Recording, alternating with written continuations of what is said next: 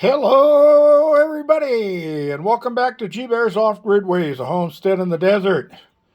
And here I am in the shop because it's windy again. Go figure.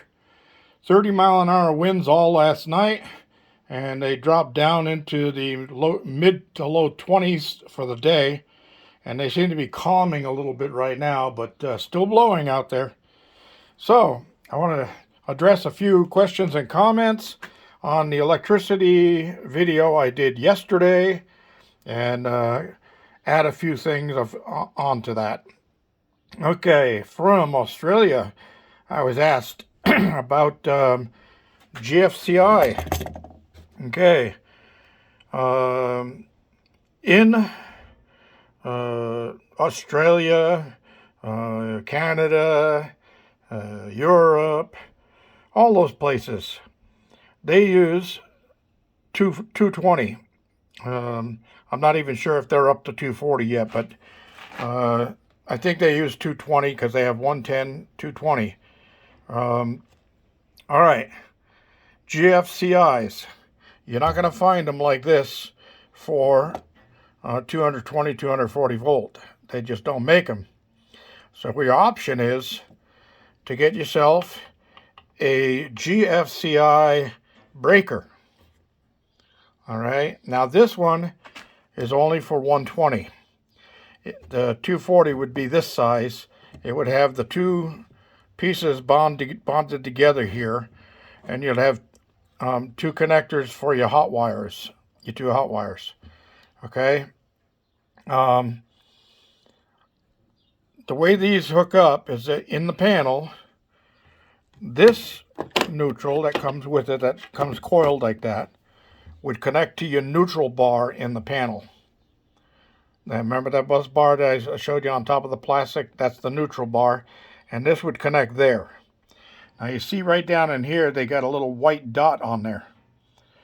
That's the neutral that would go to your circuit, and this is the hot that would go to your circuit. So you put the hot and the neutral together inside of this GFCI breaker, and that protects the whole circuit.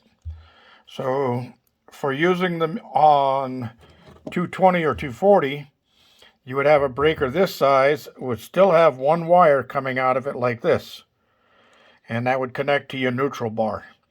And then you have your two hots that go to your circuit, and it protects the whole circuit. And it'll also protect if you have your panel outside with wires running underground to your house or your cabin, then that would protect the whole circuit all the way through underground in case there was a water leak in the conduit or something like that. All right, so I wanted to cover that part. On the GFCIs, same thing as with the regular electrical outlets. Here's one in black, one in white. These are called decor style, and this is the old standard style. So people ask quite often, how do you know what side the wire, which wire goes on which side? Okay, well, pretty simple. You see these are gold colored screws or brass colored screws, and on this side they're silver. And then you got green down here. Okay, now, of course, the green is the ground, and then the silver or white screws are where your neutral wires or your white wire would go, and then the brass is where your black wire or colored wire would go, the hot wire. Okay, it's the same on all receptacles. Here's the two silver screws. There's the two gold screws or brass screws, and then there's your ground.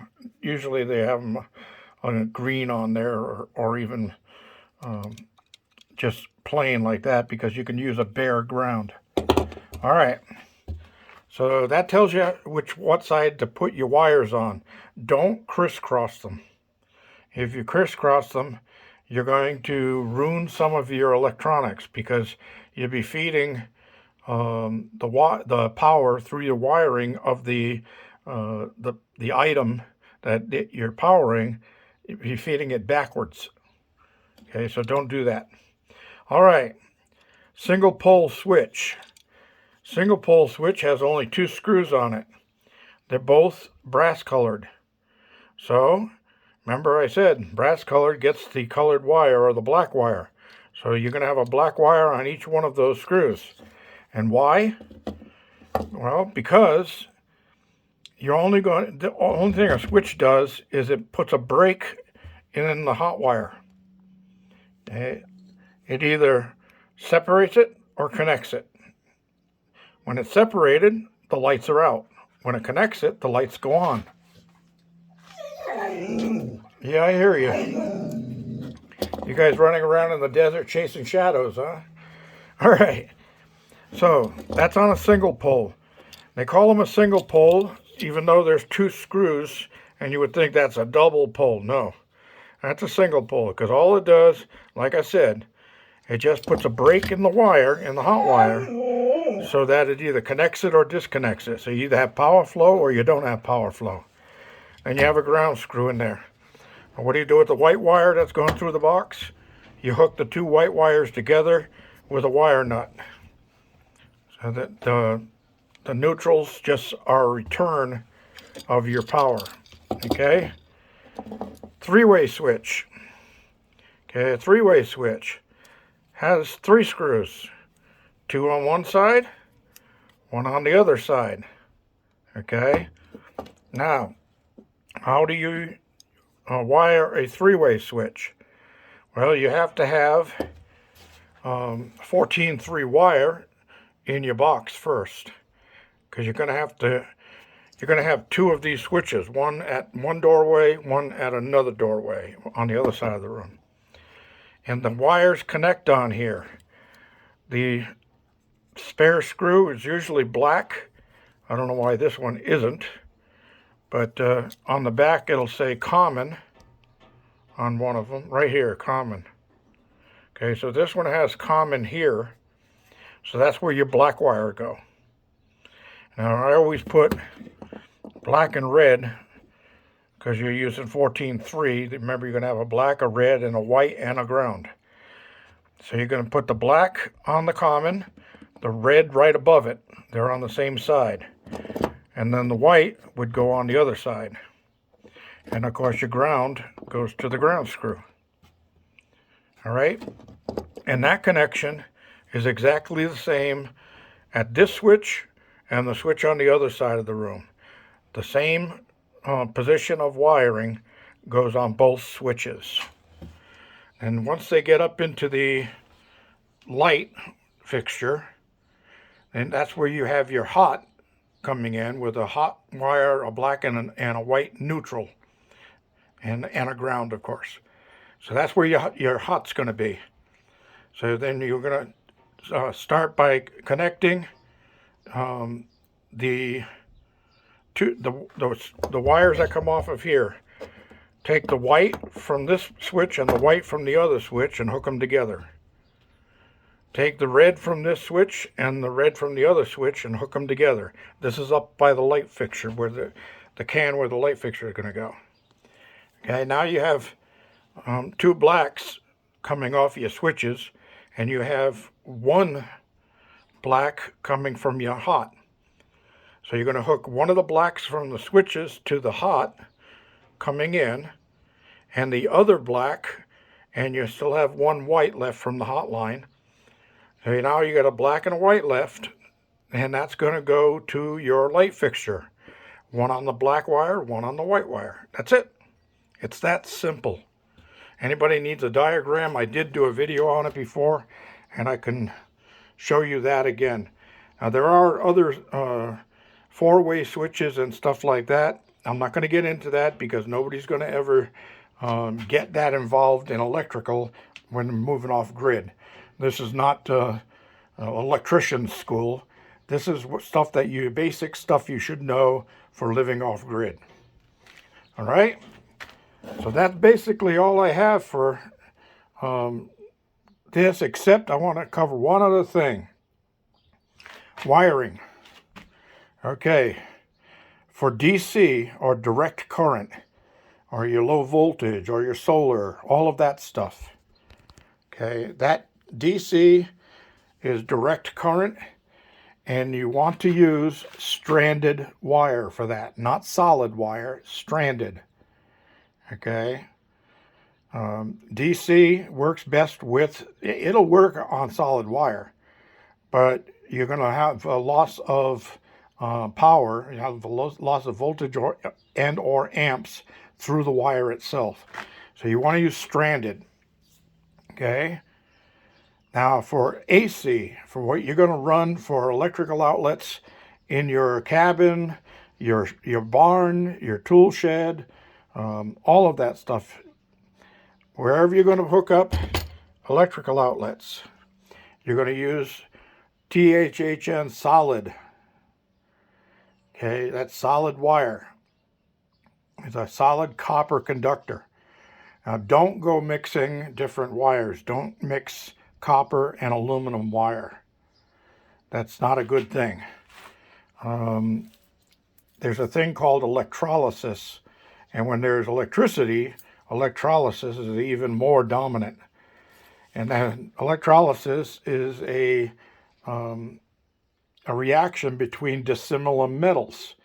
And for those of you who are going to be surprised to hear this, that's how you make a battery.